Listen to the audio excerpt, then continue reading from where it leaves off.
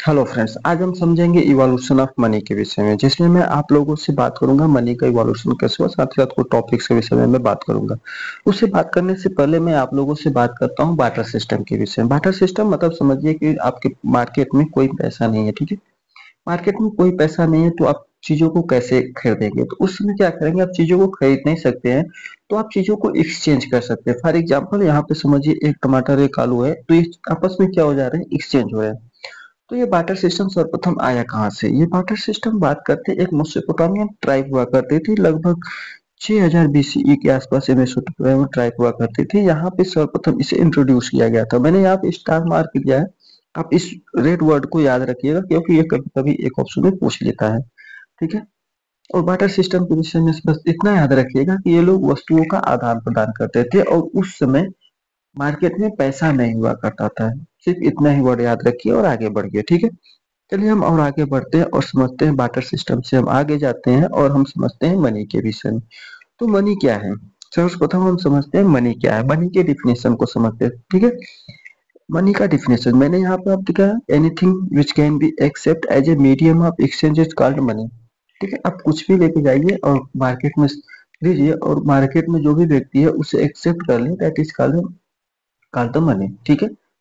अब इसका मतलब आप ये मत समझिएगा आप गोल्ड लेके गए और गोल्ड को बेच दिए तो गोल्ड इज मनी। ठीक है, यहाँ पे एक अलग कॉन्सेप्ट जनरेट होता है, दैट इज लीगल टेंडर। उसे हम बाद में समझेंगे, ठीक है। जैसे फॉर एग्जांपल मैंने यहाँ पे आपको दिया है गोल्ड और पेपर। अब गोल्ड और पेपर को लेकर कहा जाएगा, गोल्ड को आप मेटेलिक्स मनी मान लीजिए और पेपर मनी, ठीक है। तो आप पेपर और गोल्ड लेके जाएंगे, फॉर एग्जांपल आपको आईफोन खरीदना है तो फिर से सिंपल सा आप लेके जाएंगे मार्केट में, तो आप इसे खरीदना चाहेंगे तो आराम से खरीद सकते हो, there is no problem. But most of the case आप देखेंगे कि मेटेलिक्स मनी क्या हो, सभी दुकानदार एक्सेप्ट करने से मना भी कर सकते हैं। जैसे फॉर एग्जांपल आप एक मुट्ठा गोल्ड लेके जाते हैं, एक थोड़ा सा गोल्ड लेके जाते हैं और कहते हैं कि हमें एक आईफोन दे दीजिए। फॉर एग्जांपल एज्यूम करिए कि इसमें गोल्ड की वैल्यू 70,000 के आसपास है और एक आईफोन की कीमत 70,000 है। अब 10 ग्राम मतलब 70,000 के आसपास लेके जाते, 10 ग्राम गोल्ड लेके जाते हैं जिसकी कीमत 70,000 रुपए है और कहते हैं आईफोन मुझे दे दीजिए।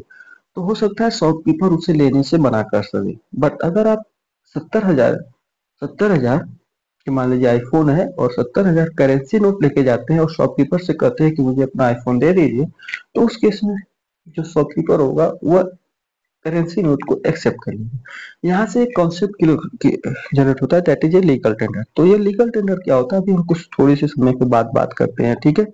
थोड़े समय बाद हम बात करते हैं। उससे पहले हम समझते हैं फंक्शन ऑफ मनी, ठीक है। तो हम समझे कि यहाँ पे तीन फंक्शन ऑफ मनी होते हैं, तीन टाइप के फंक्शन होते हैं मनी के। फर्स्ट हम पढ़ते हैं प्राइमरी फंक्शन। प्राइमरी फंक्शन में हम दो चीजों को पढ़ेंगे, that is measurement of value and medium of exchange. Measurement of value मतलब क्या है? देखिए यहाँ पे मैंने लिखा हुआ है एक टमाटर है जिसकी कीमत 1 रुपए है, ठीक है। मान लीजिए एक टमाटर है उसकी कीमत है 1 रुपए। दैट मीन मैंने एक टमाटर को मेजर किया 1 रुपए के बराबर, that is a measurement of the values, ठीक है। एक टमाटर की कीमत 1 रुपए, दैट इज मेजरमेंट। तो क्या है प्राइमरी फंक्शन में, क्या है? Measurement of the value. और सेकेंड क्या है? Medium of exchange. For example आप मार्केट में गए और आपको एक टमाटर को खरीदना है तो आप 1 रुपए देंगे और एक टमाटर आपको मिल जाएगा। आप 1 रुपए लेके जाएंगे, एक टमाटर आपको मिल जाएगा, that means medium of exchange. तो इसके प्राइमरी फंक्शन कितने हुए? दो फंक्शन हुए, that is measurement of value and second क्या हुआ? Medium of exchange. तो इसके सेकेंडरी फंक्शन क्या है? सेकेंडरी फंक्शन टोटल तीन है, storage of value, transfer of value, difference payment. Storage of value क्या है? वेरी सिंपल सा समझिए। समझिए आपके पास एक घर है, आप गए मार्केट में गए और आप एक घर को खरीद लिए। आप उस घर को खरीदे, मान लीजिए 1 लाख रुपीज में खरीदे। तो आपने क्या किया, 1 लाख रुपीज में उस घर को खरीद लिया, एक घर को खरीद लिया, ठीक है। अपना 1 लाख रुपीज इन्वेस्ट कर दिया कहाँ पे? घर को खरीदने में, ठीक है। कल को आपको वो घर बेच देंगे तो आपको 1 लाख रुपीज मिल जाएगा। दैट मीन आपने क्या किया, अपने पैसे को स्टोर कर दिया किसी एक फाइनेंशियल, किसी एक जगह पे, दैट इज घर को खरीदने में, ठीक है। ट्रांसफर ऑफ वैल्यू आप समझिए। ट्रांसफर ऑफ वैल्यू मतलब जैसे फॉर एग्जांपल आप समझ लीजिए आप हॉस्टल में रहते हैं, आपके घर वाले क्या करेंगे, आपको पैसे भेजेंगे, अपने यहाँ से पैसे भेजेंगे और आप यहाँ पे रूम रेंट या फिर अपने खाना पीने का सामान देंगे।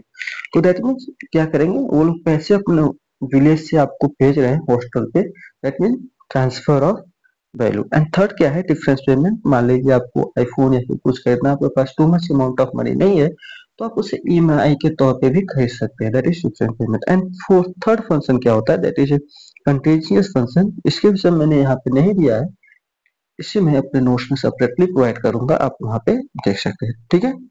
अब हम समझते हैं अगली चीज, that is called evolution of money, जो मेरा आज का मेन टॉपिक्स है। इस पे हम थोड़ा फोकस करेंगे और इसे हम समझेंगे। तो सबसे पहला जो मनी का इवोल्यूशन हुआ वो था कमोडिटी मनी। फर्स्ट जो मनी का इवोल्यूशन हुआ कमोडिटी मनी, एंड सेकंड जो इवोल्यूशन हुआ वो है मेटालिक मनी, एंड थर्ड जो इवोल्यूशन हुआ वो है पेपर मनी। इसके बाद बैंक मनी, एंड जो फिफ्थ अभी लेटेस्ट में न्यूज में चल रही है, जिसपे लोग बहुत ज्यादा फोकस कर रहे हैं, that is called as digital currency, central bank digital currency. Fifth में मैंने स्टार मार्क दिया है डिजिटल बैंक सेंट्रल करेंसी, क्योंकि यहाँ से लगभग आए दिनों क्वेश्चन पूछे जाते हैं, इसे मैं सेपरेटली अच्छे से बात करूंगा, ठीक है। इवोल्यूशन ऑफ मनी के विषय में सबसे पहले हम देखते हैं कमोडिटी मनी। फॉर एग्जाम्पल आप समझिए, आप इंडस वैली सिविलाइजेशन के आसपास की पढ़ाई कर रहे हैं या फिर वैदिक एज के समय पढ़ रहे हैं, उसमें क्या होता था, कोई एक रेगुलर शेप का मनी नहीं था, ठीक है।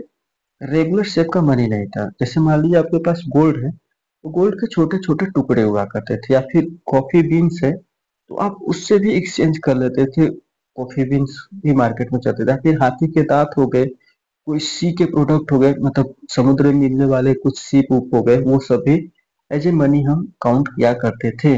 कब, इंडस वैली सिविलाइजेशन के आसपास के टाइम की बात मैं कर रहा हूँ, ठीक है। या फिर कह सकते हो प्री हिस्ट्री या प्रोटो हिस्ट्री की मैं बात कर रहा हूँ, ठीक है। तो वहां पे इन सबसे प्रॉब्लम क्या था, इन सबसे प्रॉब्लम ये थी कि ये सब पर्सिबल इन नेचर हुआ करते थे, that mean not uniform.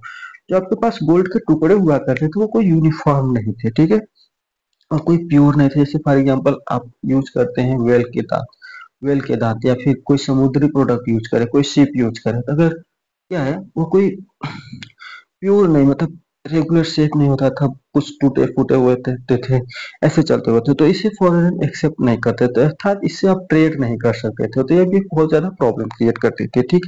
Example के रूप में मैंने यहाँ पे चार दिए हुए हैं, आप इसे रख सकते हैं, पीडीएफ से मैं आपको प्रोवाइड कर दूंगा, ठीक है।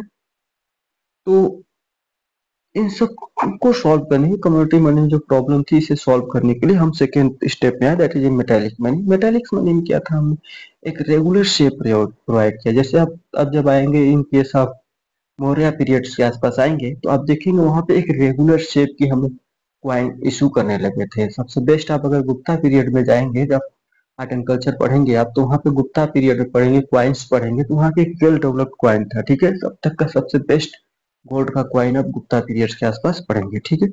इसमें लेकिन क्या थी, जैसे फॉर एग्जांपल आपको मैंने यहाँ पे तीन फिगर दिया है, एक है गोल्ड क्वाइन का, एक है पुराना 2 रुपए का सिक्का, जो लगभग हम जब 2010 के आसपास हुआ करते थे, तो इस तरह के सिक्के हम बहुत देखते थे। आज भी है मार्केट में, बहुत बहुत कम है। आज प्रेजेंट टाइम में आप थर्ड स्टेप वाला देख सकते हो, 2 रुपए का सिक्का ऐसे है, ठीक है। ऐसा क्यों हुआ, समय के साथ पहले गोल्ड क्वाइन हुआ करता था, फिर आयरन के बाद सिल्वर के होने लगे, स्टील, तो ऐसा क्यों हुआ, वाई, इसकी वैल्यू फेस वैल्यू डिक्रीज होने, तो इसे में कॉन्सेप्ट क्या हुआ, full body coin and token coin, ये क्या होते हैं मैं थोड़ा सा आगे आपको देखूंगा, ठीक है। बट मेटेलिक्स मनी में क्या प्रॉब्लम थी, intrinsic value, full body coin, metallics value. इसकी मेटेलिक्स वैल्यू मतलब एक मेटल्स वैल्यू होती करती थी। तो मेटेलिक्स वैल्यू में लोग करते क्या था, जैसे मेटेलिक्स कोई वैल्यू हो तो वो लोग मेटल को स्टोर कर लेते थे, और बाद में उस मेटल को मेल्ट करके कुछ दूसरी चीजें बना दिया करते थे। जैसे फॉर एग्जांपल अगर गोल्ड रहता था तो उस गोल्ड को मेल्ट करके ज्वेलरी बना दिया करते थे, तो उससे अधिक पैसे मिलने लगते थे। तो ये क्या करते थे, शॉर्टेज ऑफ मेटल जाता था मार्केट में, तो बहुत ज्यादा प्रॉब्लम क्रिएट होता था, ठीक है। तो हम लोग फुल बॉडी क्वाइन से टोकन क्वाइन के आसपास चले जाए, ठीक है। ये क्या है फुल बॉडी क्वाइन और टोकन क्वाइन, थोड़ा सा हम बाद में भी समझेंगे, आगे हम समझ लेंगे अभी, ठीक है। तो अभी हम समझेंगे यहाँ commodity money and metallics money को समझा।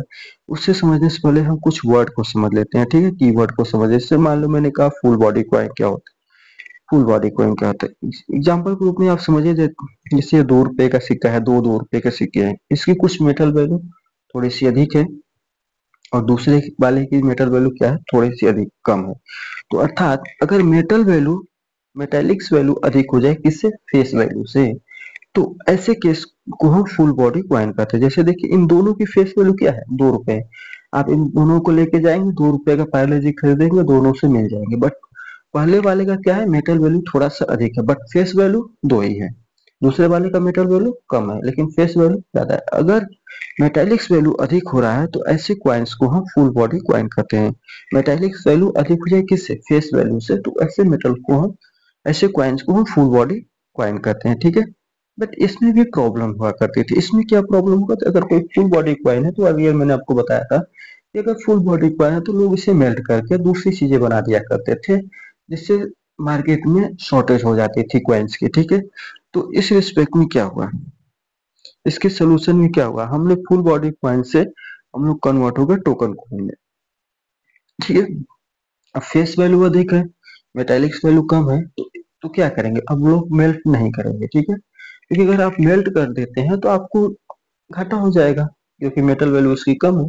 तो इस केस में क्या होता था, आप आराम से इकोनॉमी में जो भी क्वाइन हुआ करती थी वो आराम से इकोनॉमी में रन कर सकती थी, ठीक है। तो आप इससे प्रॉब्लम को सॉल्व किया गया है। अब हम अगला कीवर्ड देखते हैं।